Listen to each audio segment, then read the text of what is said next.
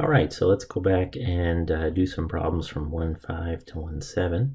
So in this first one here, it says solve this equation. Now, this is a radical equation. So we know from everything we've been doing that with a radical equation, the idea is to isolate a radical and square both sides, and then repeat if necessary. So let's do that. I'm going to keep the square root of x minus 1 on the left. I'm going to add over the square root of 6 minus x, so I'll just put that in front, so square root of 6 minus x plus 1. All right, and then I'm going to square both sides.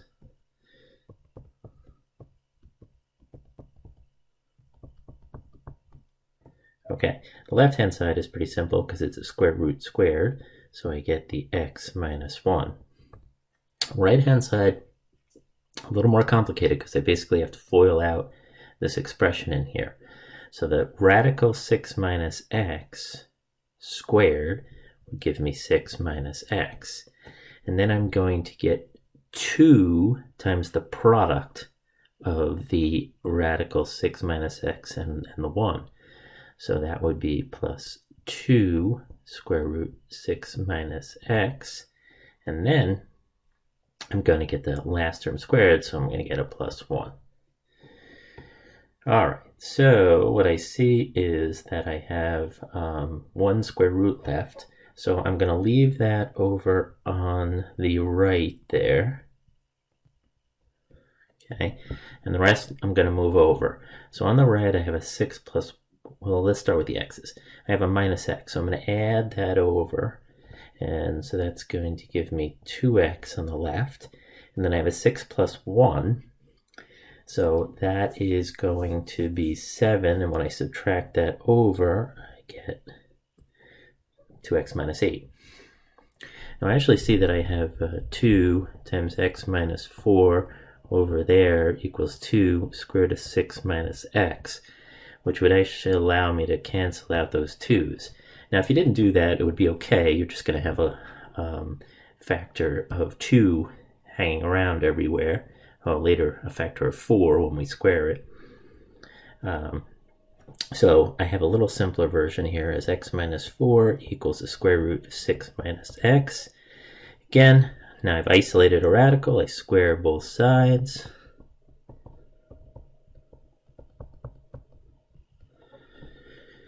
Left-hand side is FOILed out, x squared, and then 2 times minus 4x, so minus 8x plus 16 is equal to 6 minus x. So now I'll get everything to the left-hand side, because really what I have now is the makings of a quadratic equation. So I get x squared, add over x, so I get minus 7x, and then subtract the 6 over, and I get plus 10 equals 0. Looks like that can be factored.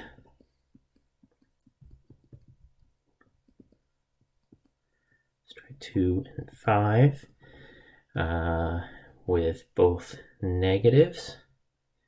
All right, and so that would give me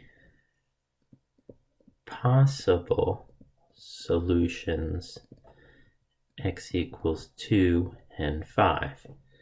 But again, I'm going to have to check these.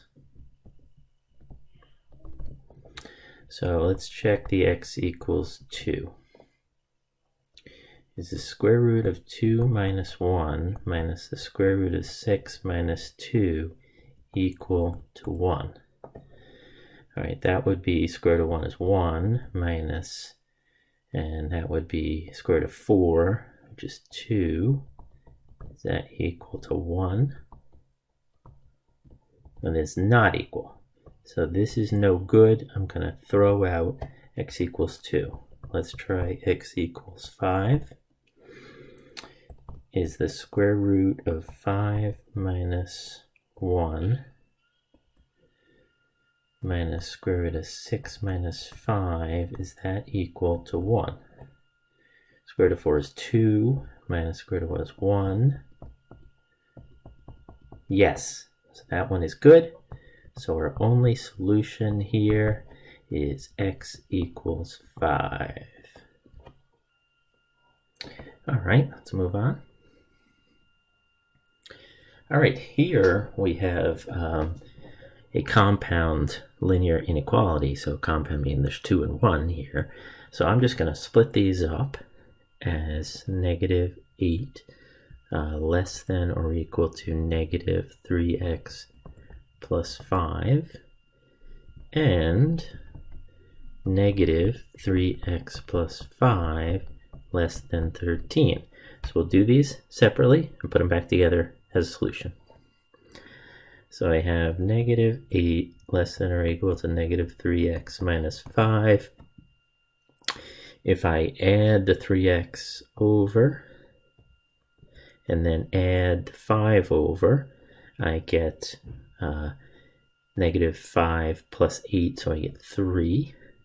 Divide both sides by positive 3, and I get x less than or equal to 1.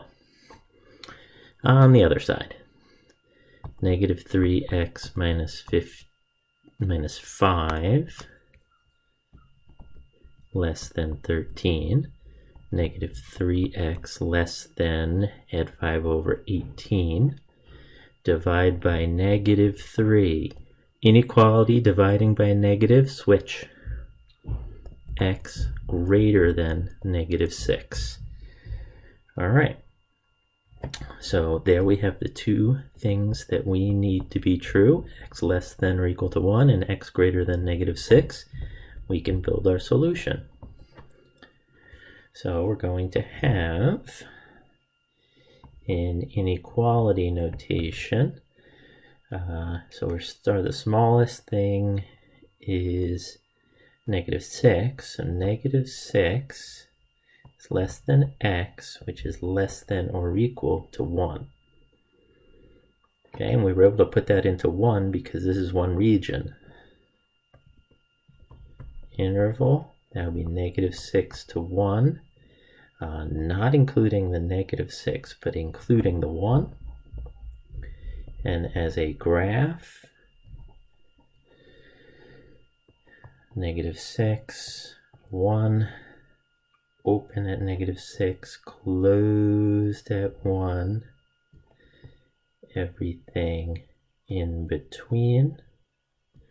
So like that, or the other notation like that.